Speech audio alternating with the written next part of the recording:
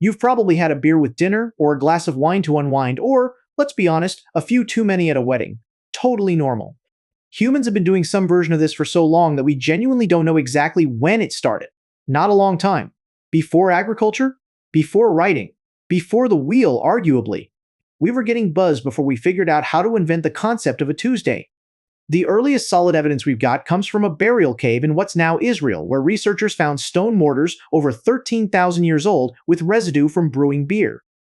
13,000 years. That predates farming. Some archaeologists actually argue this supports something called the beer before bread theory, the idea that humans might have started cultivating grain specifically to make alcohol and figured out bread almost as a side effect, which means the entire foundation of human agriculture might genuinely be one long, ancient beer run. And in fairness, there's a real scientific theory for why we're wired to like this stuff at all. It's called the drunk monkey hypothesis, and it's exactly what it sounds like. Wild fruit that falls to the forest floor starts fermenting naturally. Our primate ancestors ate a lot of fermenting fruit.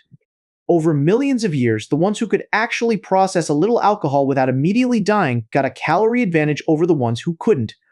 So the appeal of a cold drink might be a multi-million-year-old inheritance from ancestors who were just trying to survive off rotten fruit. Incredible. We turned surviving on garbage into an entire industry.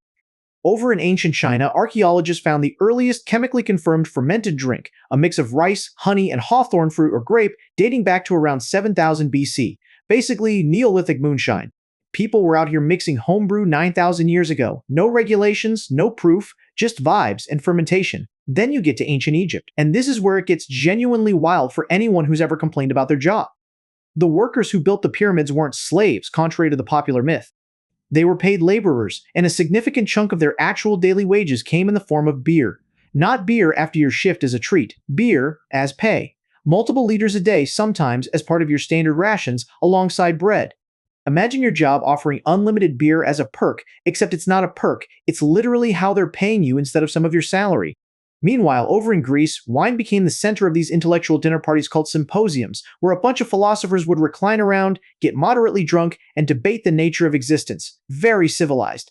Except there was one massive unspoken rule. You always diluted your wine with water. Drinking it full strength, undiluted, was considered a sign that you were basically an uncivilized barbarian. The Greeks specifically associated drinking it straight with certain neighboring cultures they looked down on and used it as shorthand for being uncultured. So somewhere out there, an ancient Greek philosopher is rolling in his grave at literally anyone doing a straight shot of anything. Fast forward a bit and you get distillation, actually turning fermented liquid into something much stronger, like spirits. That technique largely developed through early alchemists working in the Islamic world during the medieval period, originally intended for medicine and perfume, not for getting people wasted. In fact, the word alcohol itself comes from Arabic, from a term that originally referred to a fine cosmetic powder, not booze at all. Language just took the word on a very different journey than the people who coined it probably expected. Which brings us to the part of the story that's actually dark, in the way this channel usually deals in. Let's jump to the United States, the 1920s, Prohibition. Alcohol's fully illegal nationwide.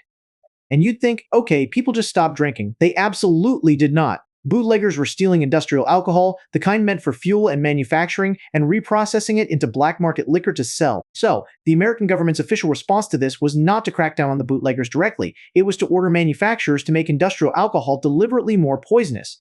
They added methanol and other genuinely toxic chemicals, specifically to discourage people from drinking it. The idea, on paper, was that this would scare people off. In practice, bootleggers kept stealing it anyway and kept selling it anyway, because demand didn't exactly evaporate just because the government made the source material more dangerous. The result was that thousands of ordinary people, who had no idea the alcohol they were drinking had been deliberately poisoned by their own government, died from it. Estimates suggest around 10,000 people were killed over the course of Prohibition from drinking this intentionally contaminated alcohol. Some public health officials at the time straight up called it our national experiment in extermination, which is not a subtle sentence. And officially, the government's position was that anyone who died from it was choosing to break the law, so it was on them. So somewhere between a burial cave in Israel and a Prohibition-era chemistry lab, alcohol went from a possible catalyst for the entire agricultural revolution to a beverage the American government was willing to poison its own citizens over, rather than just admit the ban wasn't working. Next time you're cracking open a drink with friends, just remember, you're taking part in one of the oldest, longest-running human habits there is. One that maybe built civilization, occasionally funded it directly through Egyptian payroll, and got weaponized by your own government less than 100 years ago. Cheers, I guess. That's the story. See you next time. Like and subscribe.